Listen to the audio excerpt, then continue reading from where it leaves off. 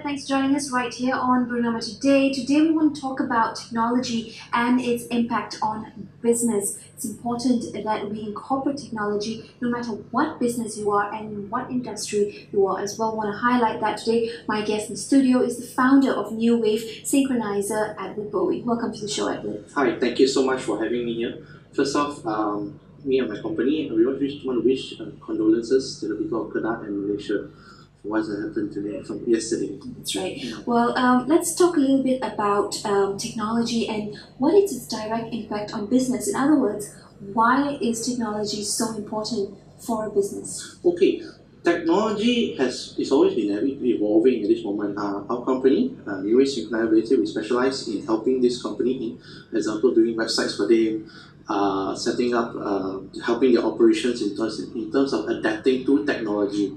In the sense that, example, last time when we talked about address, now is your house address or office address. But right now, in address, people are thinking about your website address, your Facebook address, and even how people make payment as well is also different. In terms of accepting payment online, it's so easy now. Everyone just pay online rather than last time you have to pay manually. Right. It's so many more in terms of social media, how we reach out to people, in terms of marketing as well.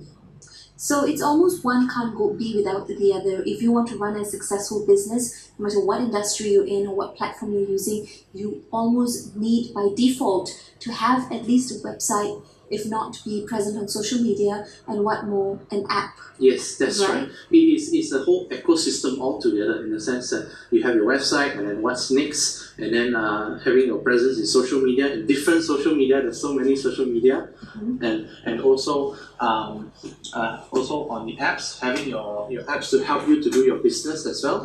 How you can adapt using the mobile, because everyone is also on mobile. Majority of Malaysians are on mobile. So the difference also for us is, not only we just build the applications or your website, we need to have an ongoing thing. That's why we offer in terms of maintenance of their business, in terms of their technology, instead of them. There's too many things to focus on in terms of their business. Well, you of course meet many different clients from many different backgrounds as well. What is the one essential thing that you think you must truly understand about adopting technology into their business? Okay. In the sense that, first off, the always agree things, they must first start accepting what is happening now in terms of like when they have a company, first thing they should actually think of having a website for it. And then after that is whether their existence on Google, in terms of Google, some things that can be done for free. It's no problem for them to do it. So either having a set up a Facebook page for them so that they can share this easier to reach out to people. Well, why is it important to have a professional do it? Because a lot of times there are, other cheaper ways to engage with the technology. You can create your own social media sites. You can even build your own website. Yes. But having a professional do it, of course, is a little bit more different. Yes. So perhaps you could explain that. Okay. In terms of having together a professional, one thing is important that we have the direction. We've done it for the customers before. If they're starting off, they might be tweaking too many things on their own. That's not their main business. The main business, example, let's say they're focused on planning a holiday or their tour company. They should be focused on their business. So for us, we are the technology partner to support them. How they can further market their products using the technology. I see. Well, the interesting thing is sometimes it's not just for businesses anymore. Even people are brands. Yes. They are their own walking advertisement. Yes. Especially those who are bloggers and who have personal sites as well. So, would you also advocate websites and apps in particular for people, individuals? Definitely. In terms of individual, they could show their professionalism. Example, you're a lawyer, you're a professional in any industry.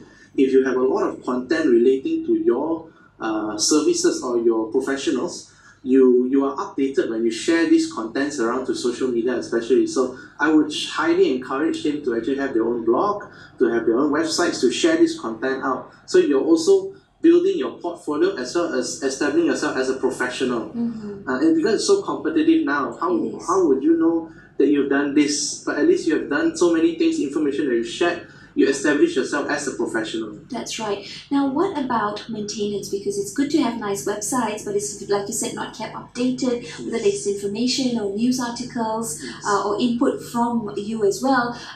It would seem as if it was something that was inactive, and then people kind of just move away from that. You don't become a reliable and current source of information. Yes. So, what are the steps for maintenance in terms of how difficult is that to do? Okay, I mean, in terms of maintenance, it's easy for us, for our team who is the expert in this industry.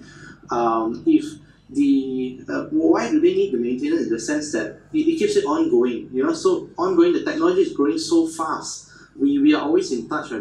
That's where we advise them from time to time what they should adapt to, what they should add on. In terms of their content, we also have a team to create the content for them, so that they are also helping out in the industry, relevant to the industry, in terms of keeping them on par with other people and reaching out to more people in this sense. So we know, okay, example, a new channel is coming up, they can tap onto that channel for these people to market to this new group of people. Well, everyone nowadays by default has some kind of presence on the internet, whether it's over social media or you have articles written about you, so on and so forth. How competitive is the business of what you do, your technology business? Wouldn't that be a very competitive space? And if so, what are you doing differently for your clients? Okay, what we do is we're not only built.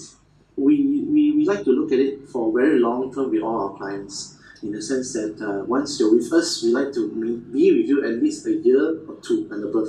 So one is we understand your industry first, and then after that we see how we can help you together reach out to your people, because each industry is different.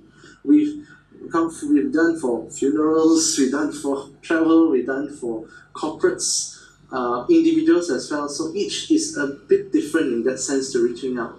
So for us, we're not just only build, we make sure we hold you hand in hand ongoing, for you to continuously prosper in your business, and we are your technology partner in that sense. Right, technology partners, that's a good way to look at it. Although it could be easily assumed that everyone has a website or a social media page, or maybe a company has developed an app, yes, but there are many who have not. There are many conventional businesses who have not dabbled in this as well. I guess the biggest hurdle or obstacle one might see is, how do I transit from one to the other? Yes. So tell us about that migration process. Okay, in terms of the migration process, first is they must prepare for it first, unless they have the website, for example. So in the apps, it's also to help them for convenience. Example, first they started off as some contents first, then they start gathering customers. They realize this customer likes to buy something, example. Then to allow them to have some convenience, maybe they have an app for them to easily order from their phone, or they will customize certain things of their packages from the phone itself. So it's like adapting what they have already built on top of it. The phone and the app is basically making it more easier for people to reach out, and making it convenient for the customers to order. So it's so convenient, don't need to go anywhere. Yeah? Right, and this is most, of course, apparent on e-commerce platforms, especially because you have a payment portal as well. So you want it to be secured and safe with all your information. Yes. So that's why with this, we also look into the security part as well for them. That's where, in terms of ensuring that the data, whatever that they have from they have built online, it comes to the apps, is also secure. When we talk about also this, that's where the next thing we want to look at is having the big data, in terms of what they can do further with the data after they build up the customers that they have.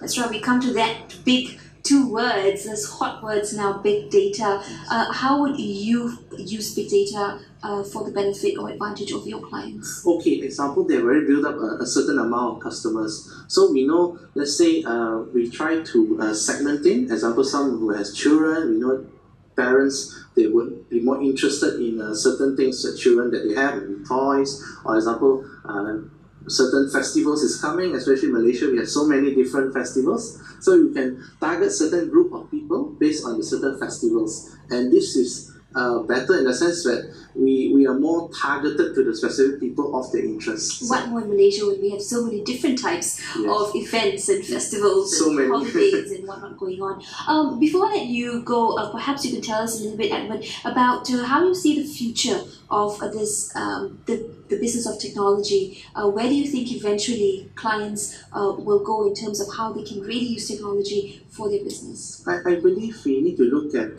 more of a collaboration. The world is reaching more on a collaboration basis. For example, Agoda don't own any hotel and all that. It's actually more of a collaboration, say, where everyone contribute and sharing economy.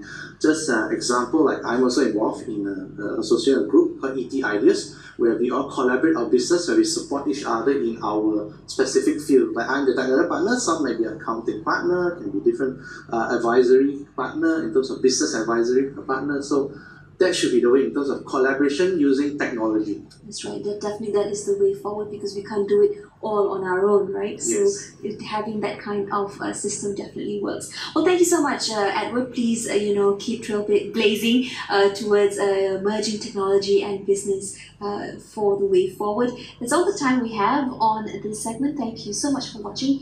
Keep it locked on to Bernama News Channel. Thank you.